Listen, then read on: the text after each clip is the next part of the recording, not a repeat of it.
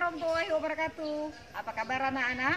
Semoga selalu tetap sehat dan semangat meskipun belajar dari rumah. Anak-anak, berjumpa lagi dengan program B4D Belajar Bahasa bersama Budian.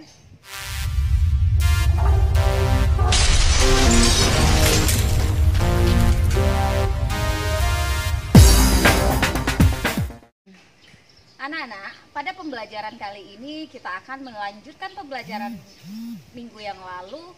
Minggu lalu kalian sudah mempelajari tentang mengidentifikasi ciri-ciri teks cerita fantasi, kemudian menentukan unsur-unsur teks cerita fantasi.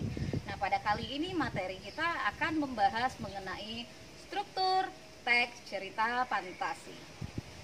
Sama seperti struktur teks narasi pada umumnya, pada cerita fantasi terdiri dari 3 hal. Yang pertama adalah orientasi, yang kedua komplikasi, dan yang ketiga adalah resolusi. Bagaimana penjelasannya? Silakan anak-anak saksikan tayangan berikut ini.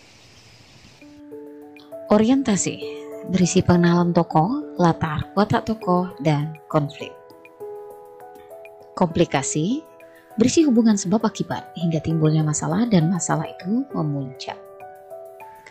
Resolusi berisi penyelesaian masalah dari konflik yang terjadi. Sekarang kalian perhatikan teks belajar dengan Gajah Mada pada bagian orientasi. Pada bagian orientasi mengenalkan latar dan tokoh. Latarnya di sini latar tempat di Candi Trowulan, latar waktunya Minggu pagi, dan latar suasananya ramai. Sementara tokoh yang ada adalah Ardi, Handi, dan Dani. Pada bagian komplikasi, di sini mulai timbul masalah dan masalah memuncak. Sekarang kalian perhatikan teks berikut.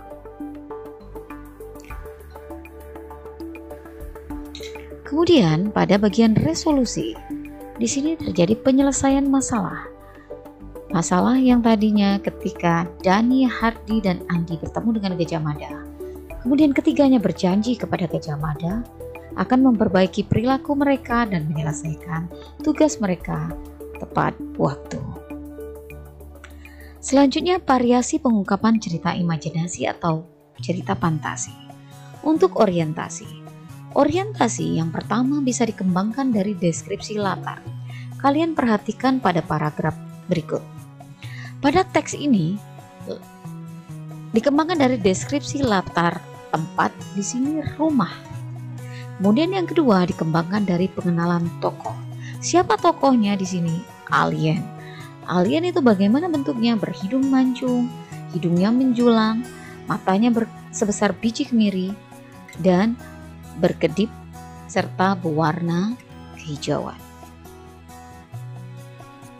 Yang ketiga dikembangkan dari pengenalan konflik.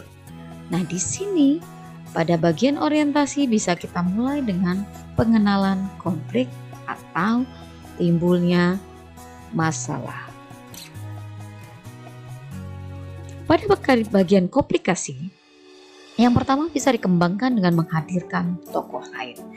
Ketika pada orientasi itu bercerita tentang tokoh alien yang baik, pada komplikasi muncul tokoh alien yang jahat. Kemudian dikembangkan dengan mengubah latar. Kalian perhatikan pada teks berikut.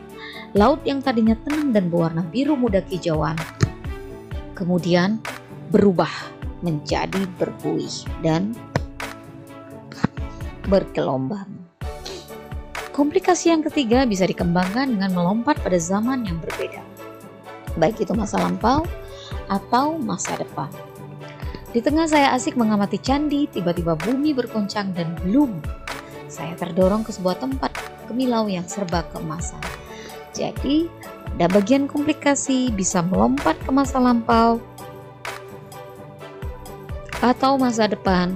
Seperti pelajaran kita sebelumnya, bahwa jenis cerita fantasi adalah pada latar sezaman atau lintas waktu. Nah, sekarang kembali kalian perhatikan teks belajar dengan Gajah Mada. Nah, pada teks ini bagaimana pola pengembangannya?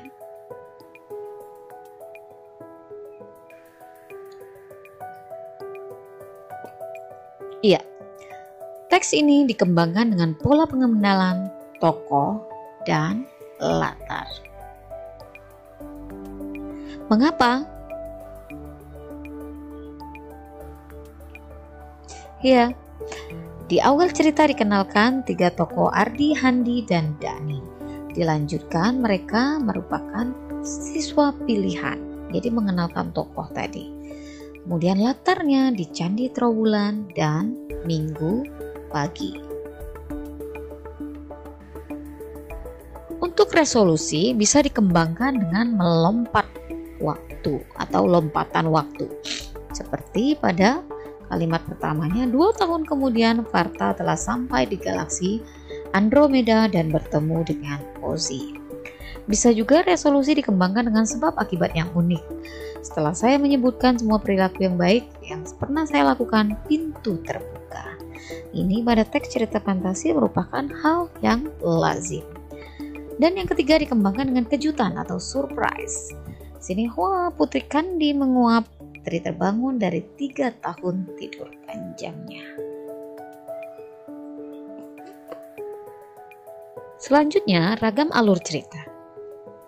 Yang pertama, alur lengkap, dimulai dari orientasi yaitu pengenalan latar terjadinya, siapa yang mengalami, muncul masalah, masalah memuncak, dan pemecahan.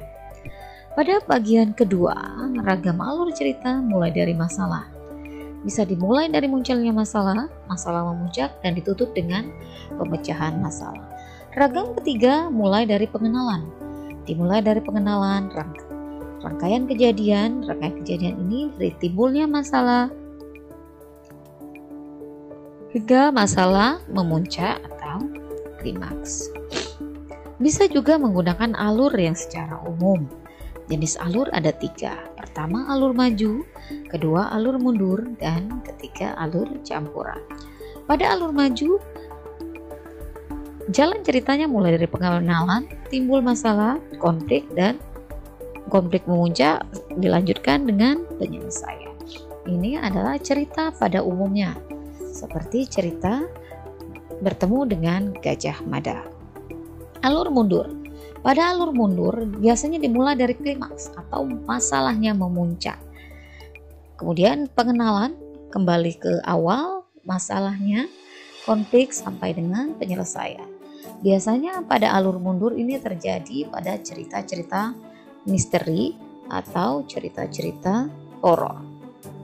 Biasanya dimulai dari adanya tokoh, adanya kematian atau adanya masalah dan sebagainya. Untuk alur campuran biasanya bercampur pada kemudian masa depan, bisa masa lalu atau yang sekarang. Pada contohnya bisa kalian lihat pada film Naruto.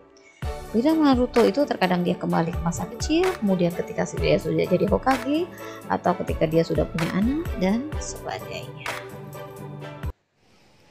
Bagaimana anak-anak, sudah disimak tayangan tadi?